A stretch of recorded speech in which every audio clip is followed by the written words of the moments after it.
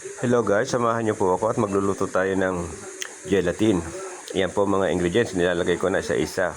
Gatas, tubig, condensed milk, meron din po tayong sugar.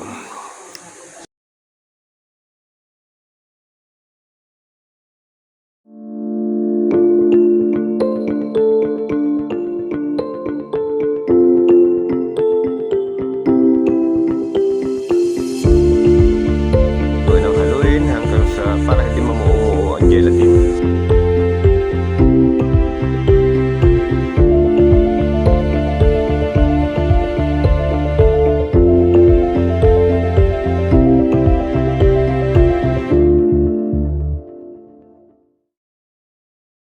Halo po tayo ng halo.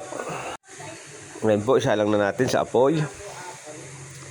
Medium hot lang po at kailangan pakuluin natin at pagkatapos ay ilalagay na natin sa sahulmahan pagkatapos ng kumulo.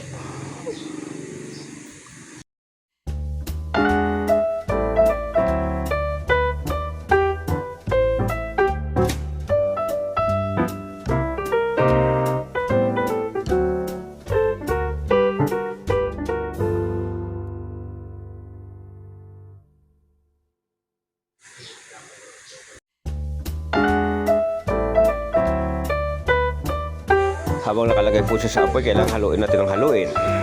Halo ng halo para hindi po siya mamuo-muo.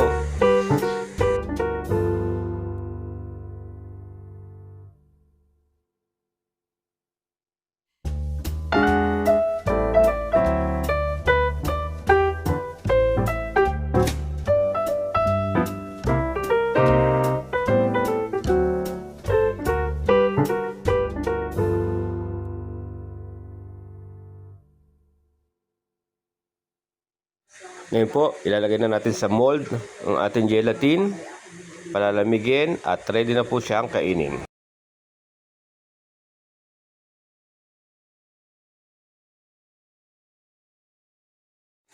Yan po at ready na ang ating gelatin. Palalamigin lang po natin siya ng konti sa ref at atin na siyang titikman. Thank you for watching!